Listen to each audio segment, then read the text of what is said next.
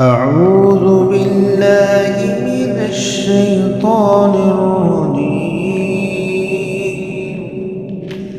بسم الله الرحمن الرحيم.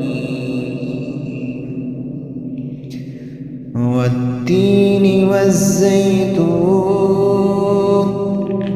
وطور سينين وهذا البلد الأمين.